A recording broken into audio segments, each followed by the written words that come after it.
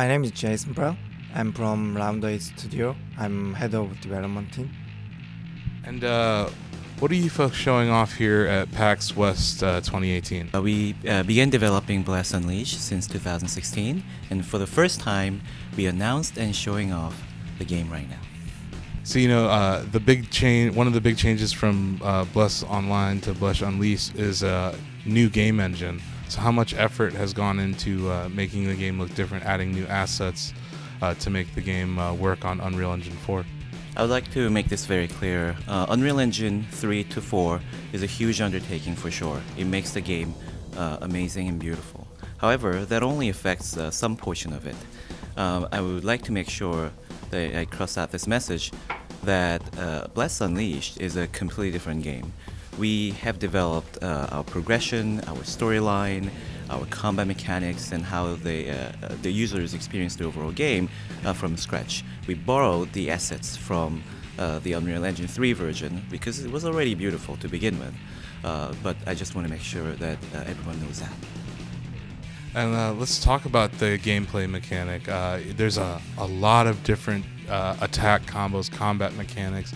What games did you look at besides maybe Blast Online for inspiration for this kind of combat style? Our team, our Round 8 Studio development team, the big console enthusiasts. We love console games. We play a lot of them, as many of them as possible.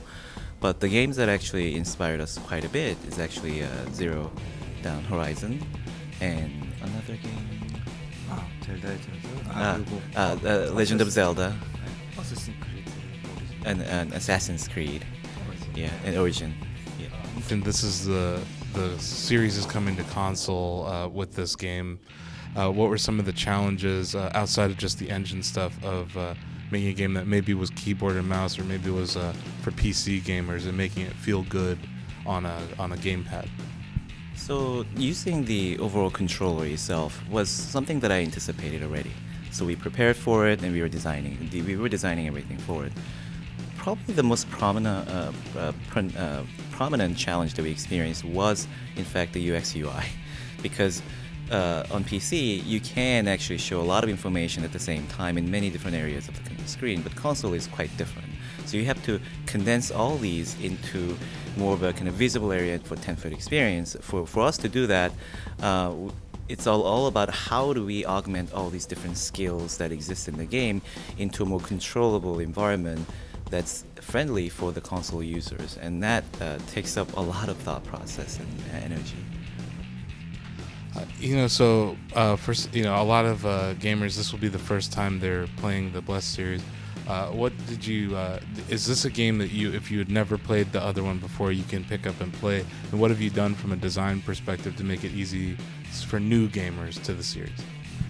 Yeah, probably the most relevant primary target could be the MMORPG users on console. However, we are really focusing on making our games for the action RPG gamers that are already naturally thriving on console. So for them, they don't have to know anything about Blast Online. They will be able to actually experience the game, come in, and naturally enjoy all the aspects of the game that we are. And another sect of gamers that we haven't heard anything about yet. You're bringing this to console. This is the first two new platforms with Xbox One, PS4. There's one platform that's sitting out there. I was curious if what your thoughts are on Nintendo Switch, and if you think it would be fun to play this game on Nintendo Switch. Maybe not confirming it, but what your thoughts are on how well games are doing on Switch and how it's become a more hardcore gaming system than maybe past Nintendo. So Jason himself owns a Switch, and he plays games on it, and he loves it. So he personally, of course, he's definitely excites him to think about launching the game on Switch as well.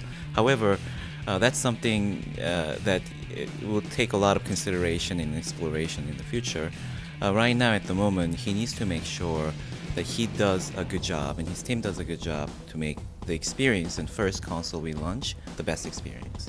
So he's going to put all his efforts on it, and perhaps in the future he might consider.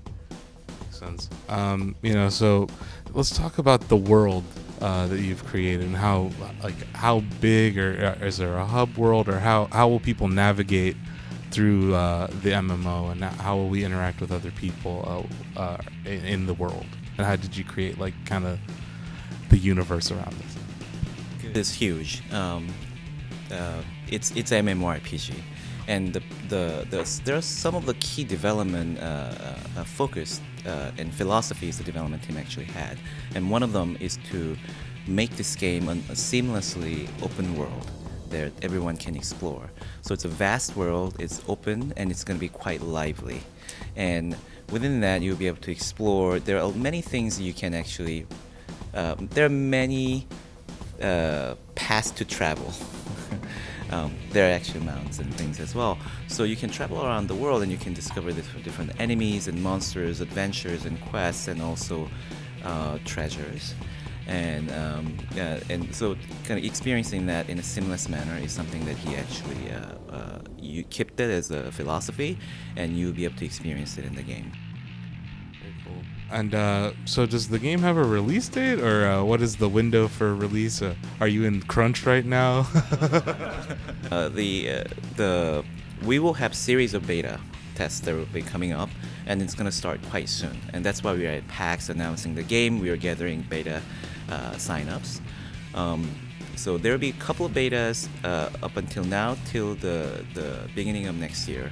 So we are planning on launching our first full version of the game spring next year. But please understand, as you know, MMORPG lifespan is really long. So when we say full version, that's going to be quite massive content, but that's going to come out first, and then we will iterate.